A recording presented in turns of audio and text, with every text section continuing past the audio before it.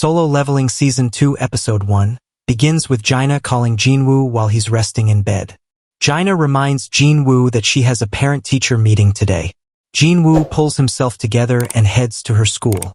When Jinah sees him, she's shocked by how much he's changed, stronger, taller, and far more confident.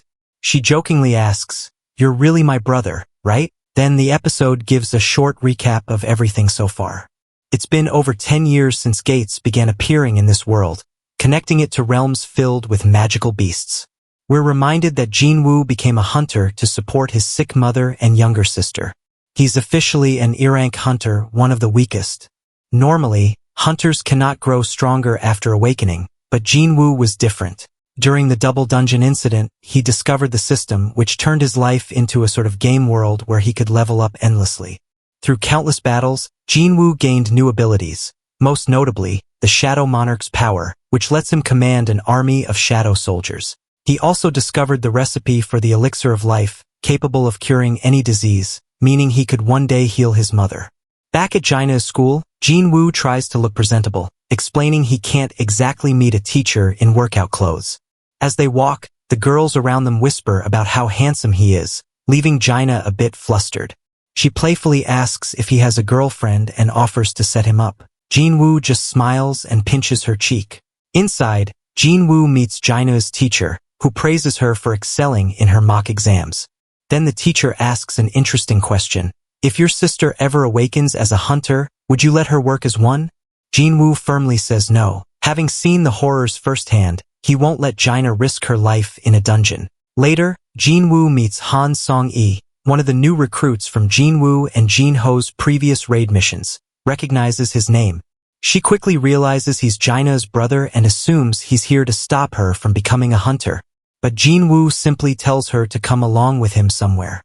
Meanwhile, at the airport, Hwang Dong-Soo, previously seen in the American Scavenger Guild, arrives in Korea, where Woo Jin-chul greets him. Dong-Soo mocks Korea, saying it feels old-fashioned compared to the United States, but he's surprised the Hunter Association's chief came personally to meet him. Jin-chul hints that Dong-Soo betrayed Korea once and asks why he's really returned.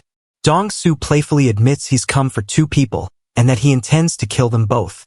The E-rank and D-rank hunters from the Double Dungeon incident, Sung Jinwoo and Yu Jin-ho.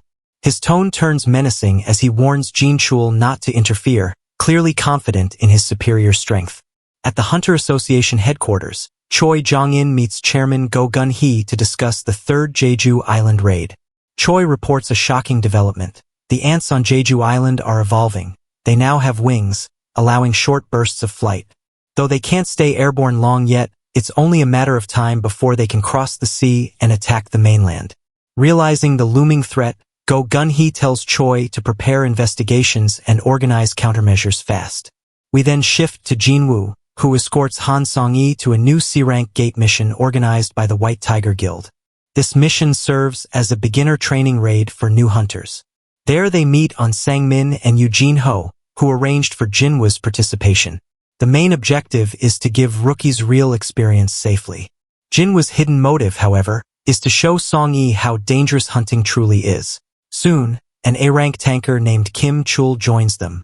When he notices two E-rank hunters, Jinwoo and Song-yi, he's annoyed, calling them a burden. The squad composition is explained: 1 A rank, Kim Chul, 5 B ranks, 2 C ranks, and 2 E ranks, making 10 hunters total. Jinwoo senses this will be easier than expected, ruining his plan to scare Song-yi. Hyun politely asks Jinwoo to stay back and let the newer hunters get experience, which Jinwoo calmly agrees to. As the group enters the snowy gate, Jinwoo immediately realizes something's wrong. The environment and mana flow shift drastically. Moments later, the gate seals shut. They're trapped inside a red gate. He grabs Song-yi's hand and tries to escape before the portal closes, but it's too late. Sang-min contacts Baek Yoon-ho, the White Tiger Guild master, reporting the incident. Baek is stunned. A simple C-rank gate turning into a red gate is almost unheard of. He promises to head there immediately, while worrying for the team trapped inside, especially when he learns an E-rank called Sung Jinwoo is among them.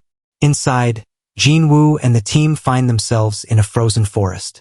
Kim Chul explains that red gates are extremely dangerous because they completely cut off contact with the outside world. The only way out is to defeat the dungeon's final boss, or wait for the gate to collapse naturally, which might take months or years.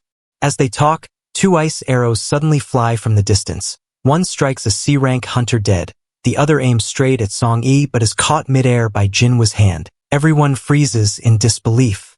Park Hee-jin, a B-rank mage, watches his reflexes in awe. No E-rank could ever move that fast. They spot 2 ice elves perched in the trees, killing strategically. These creatures are intelligent hunters that target the weakest members first. Realizing their danger, the party raises their guard. Jin-Woo crushes the arrow in his hand. Song-yi trembles, shocked and scared. Jin-Woo explains these are ice elves or ice slayers, known for their cunning and cruelty. The group regroups, and Kim Chul decides to split into 2 teams. His strongest will follow him to hunt the boss, while the weaker ones stay behind. When Park Hee-jin offers to stay with Jinwoo's group, Kim Chul allows it, though he calls her foolish for pitying others. Hee-jin confronts Jinwoo directly and says, "You're no E-rank hunter, are you?" Jinwoo doesn't answer. Kim Chul and his group move toward the main road, while Jinwoo chooses to head deeper into the forest instead. The deeper they travel, the team finds claw marks on trees, signs of ice bears. Kim Chul's side runs into them first. As an A-rank, he easily slaughters the beasts, cutting one in half with his blade. Meanwhile, Park Hee-jin notes that Jinwoo's aura feels commanding, like that of a leader, even though he's supposedly E-rank. Jinwoo explains that if ice bears inhabit this area, their biggest threat is at least predictable, better to fight beasts than intelligent elves. The others agree. As they enter the dense, icy forest, Jinwoo withdraws a set of high-level insulated gear from his inventory, stunning everyone. Song-yi asks who he really is, and Jinwoo answers seriously, "I'm the one who brought you here, and I'll be the one to get you out. Just don't ask questions or make requests." Suddenly, a massive ice bear lunges out of the mist. Jinwoo immediately switches to his wolf assassin title and engages in battle. Outside, Baek Yoon-ho arrives at the sealed gate and realizes it's too late. The red gate is completely closed. He hopes the elite hunters inside will survive. But then, Woo Jinchul reports that an E-rank named Sung Jinwoo is among them, possibly a reawakened case. Moments later, a car door opens. A familiar face steps out, Hwang Dong-Soo. He taunts Baek, asking why a big name like the White Tiger Guildmaster is here. Did an A-rank gate appear? Baek warns him to leave, but he refuses, saying he's curious about this E-rank hunter inside the gate. As tension rises, Woo Jinchul intervenes, ensuring Dong-Soo doesn't enter. Inside the gate, Jin-Woo single-handedly defeats a swarm of ice bears barehanded, gathering experience. Soon, they roast bear meat over fire and joke, while Jin-Woo continues tracking the boss's lair. He summons shadow soldiers, including Igris, and the fight escalates once again.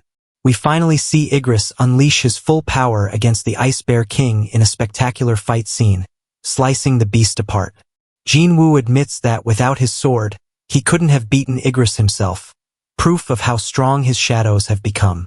He notes that Igris might even surpass his own power someday, though Igris remains completely loyal. Meanwhile, Kim Chul's team collapses under the Ice Elf ambush. He's the last one standing as the demons surround him. Many of Chul's men beg him to save them, but Chul flees and lets his remaining ally perish. The episode ends with a shot of an Ice Slayer grinning.